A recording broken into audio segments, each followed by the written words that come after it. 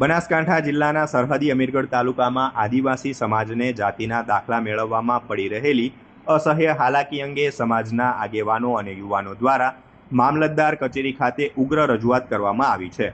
વર્ષ 2018 અને 2020ના સરકારી પરિપત્રોના કારણે દાખલા મેળવવાની પ્રક્રિયા જટિલ બનતા હજારો આદિવાસી પરિવારો મુશ્કેલીમાં મુકાયા છે। આવેદનપત્ર આપ્યા બાદ સમાજના આગેવાન સુરેશ પરમારે મીડિયા સમક્ષ ગંભીર આક્ષેપો કરતા જણાવ્યું હતું કે અમીરગઢ તાલુકો ટ્રાઇબલ બેલ્ટમાં આવે છે, તેમ છતાં અહીં સ્થાનિક સ્તરે જાતિના દાખલા મેળવવામાં મોટો અવરોધ આવી રહ્યો છે। દાખલા ન મળવાના કારણે અથવા ઓનલાઈન પ્રક્રિયાની ગૂંચવણોના લીધે ચાલુ વર્ષે તાલુકાના 3000થી વધુ આદિવાસી બાળકો એડમિશન મેળવી શક્યા નથી અને ડ્રોપ આઉટ થઈ ગયા છે। જો સરકાર આગામી સમયમાં આ પ્રશ્ન હલ નહીં કરે તો સમગ્ર ટ્રાઇબલ બેલ્ટને ભેગો કરી ભીલ પ્રદેશ બનાવવાની ચીમકી પણ તેમણે ઉચ્ચારી હતી।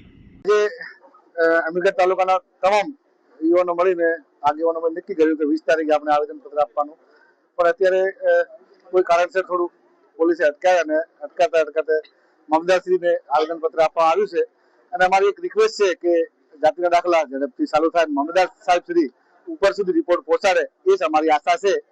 એ તું ભારત માતા કી જય। અમારા વિસ્તારના યુવાનો વિદ્યાર્થીઓને જાતિ અંગેના જે દાખલા મળવા જોઈએ એ મામલતદાર કક્ષાથી જાતિના દાખલા મળતા નથી।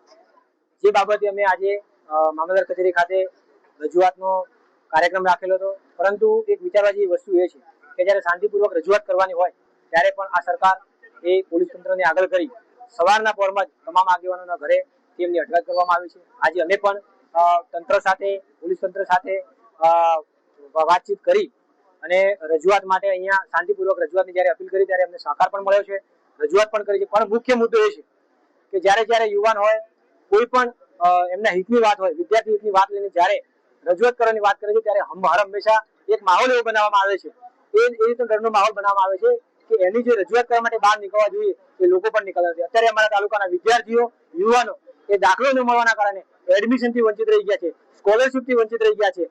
આ મામલતદાર કચેરીના વાંટા ભેરા કરીને એમના પગના તળિયે ઘસાઈ ગયા છે, પણ એમને હજુ સુધી દાખલાઓ મળ્યા નથી। સરકારને અમે છેલ્લા 2-3 વર્ષથી આ માંગણી ઉપર અમે એડિટ છીએ, અમે માંગણી કરીએ છીએ। આજે અમે આવેદનપત્ર આપ્યું છે, આવનારા ટાઈમ માટે જોઈએ સરકાર કેવી રીતના એમને રિસ્પોન્સ આવે છે। અને જો એ પણ હું કહી દઉં છું, સરકારને જો કદાચ એવો ઈગો હે ને કે અમે સત્તાના તાકાતમાં છીએ, સત્તા છે એટલા માટે કે આદિવાસીને નજરઅંદાજ કરીશું, પણ આવનારા ટાઈમ માટે સાહેબ અમે કહી દઈએ કે આખા ટ્રાઇબલ બેલ્ટની અંદર જરૂર પડશે ને તો અમે જો આજ સરકારને અમે પણ મતદાન આપીએ છીએ અને જનપ્રતિનિધિ ચૂંટીને બી આપ્યા છે, જરૂર જણાય તો અમે આખા ટ્રાઇબલ બેલ્ટમાં આવનારા ટાઈમ માટે આખો ભીલ પ્રદેશ બનાવીને મૂકીશું।